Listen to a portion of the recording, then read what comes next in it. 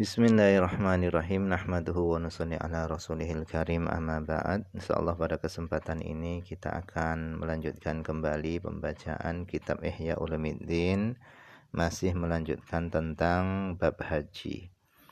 Kita telah sampai kepada al-faslu tsani, fasal yang kedua, fi syuruti wujubil haji, di dalam menjelaskan syarat-syarat wajibnya haji, wasihatihi, dan menjelaskan syarat-syarat sahnya ibadah haji, wa arkanihi, dan menjelaskan rukun-rukunnya haji, wa wajibatihi, kewajiban-kewajiban haji, wa mahdzuratihi, dan larangan-larangan haji.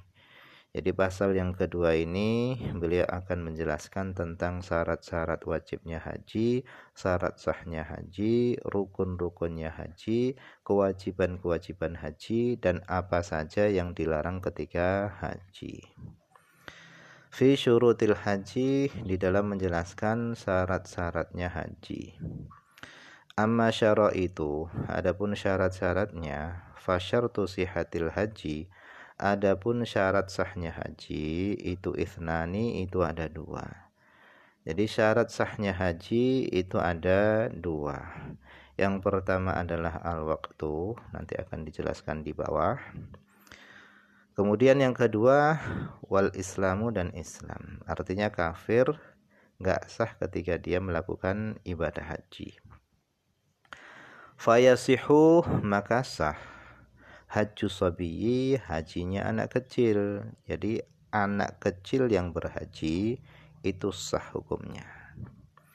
Fayuhrimu, maka berniat ihram haji, binafsihi, dengan dirinya sendiri, ingkana mumayyizan, jika orang yang berhaji tadi adalah anak yang sudah mencapai usia tamyiz. Wa yuhrimu, dan berihram, anhu, atas nama anak kecil. Wa yuhrimu, dan berniat ihram haji, anhu, atas nama anak kecil, waliyuhu, walinya anak kecil, ingkana saghiran, jika yang berhaji adalah anak kecil yang belum mencapai usia tamyiz. Jadi syarat yang pertama adalah Islam. Nah, karena tidak disyaratkan balik dan berakal, maka anak kecil sah melakukan haji. Akan tetapi jika dia sudah mencapai usia tamyiz, kurang lebih usia 7 tahun, maka ketika dia niat ihram haji, yang berniat adalah dirinya sendiri. Kenapa? Karena dia sudah mencapai usia tamyiz. Tetapi kalau dia masih kecil, belum mencapai usia tamyiz, maka yang berniat adalah walinya, yaitu niat ihram haji atas nama anak kecil tadi. Intinya hajinya anak kecil itu hukumnya adalah sah. Jadi anak kecil atau tamyiz yang melakukan haji itu hukumnya adalah sah. Tetapi kewajiban hajinya itu belum gugur.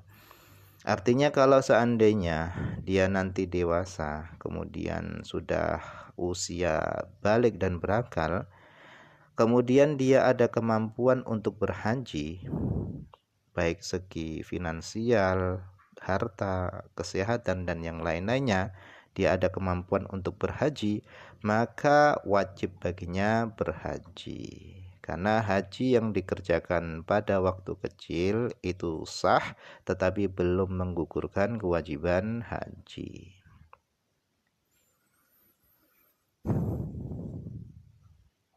Wa yuf'alu, dan dikerjakan bihi, dengan anak kecil tadi, ma yuf'alu fil haji, apa yang dikerjakan di dalam haji.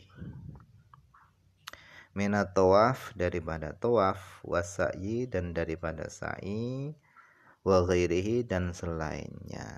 Jadi ketika anak kecil tadi itu berhaji, maka dia mengerjakan amal-amal yang ada di dalam haji, seperti tawaf, sa'i, dan yang lainnya.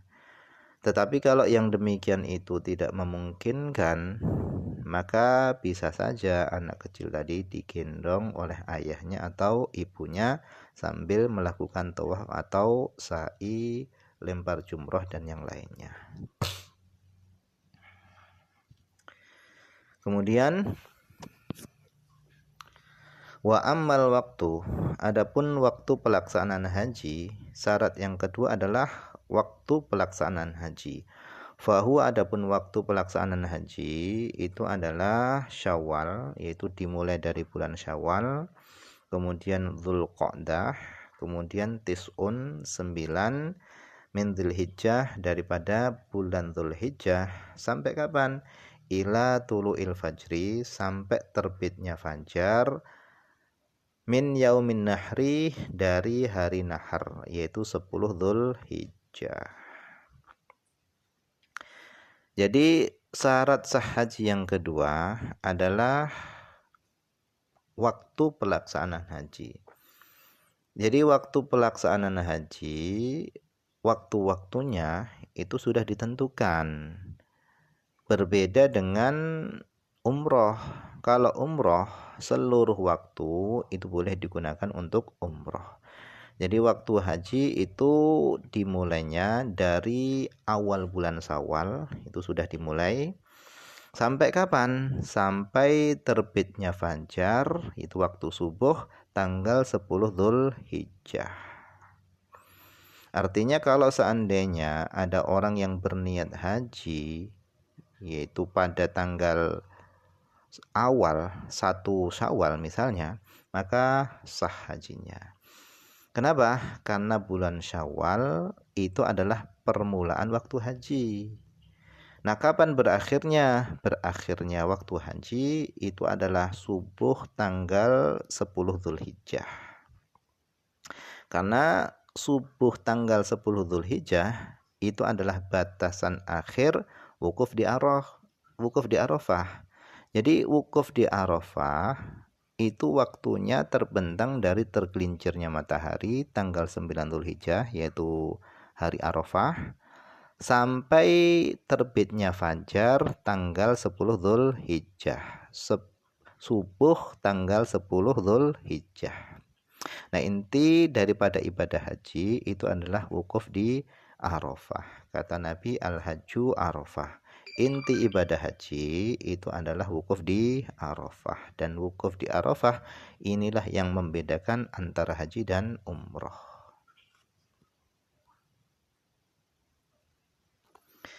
Kemudian kata beliau, faman ahrama, maka siapa yang niat ihram bil haji, dengan haji, fi ghairi hadhil muddah, pada selain masa ini, yaitu Syawal, Dzulqa'dah tadi, fahiya umratun, maka itu adalah umroh. Jadi orang yang niat ihram haji pada selain bulan-bulan yang telah disebutkan ini, maka hajinya itu dihitung sebagai umroh. Karena haji pada selain bulan-bulan ini itu hukumnya enggak sah. Jadi waktu haji, waktu pelaksanaan ibadah haji itu waktunya sudah ditentukan.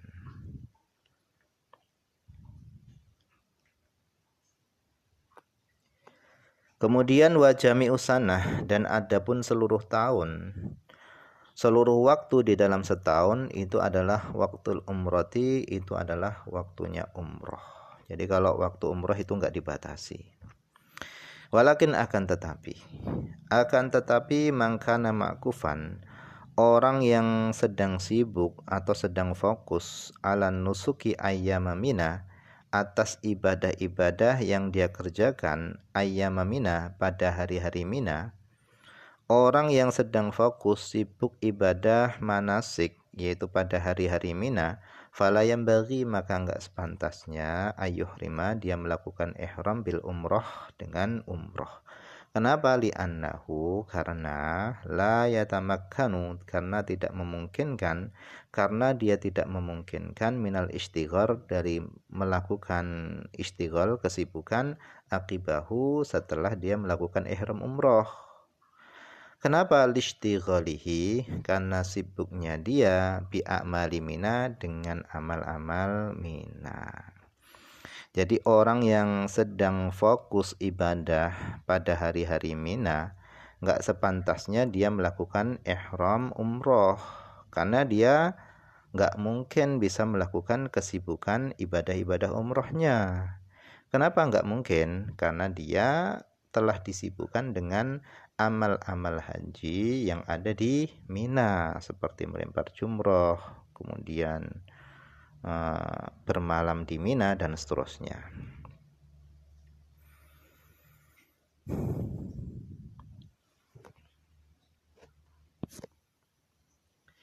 Kemudian wa amma syurutu wuqu'i an hajjatil Islam fa khamsatun.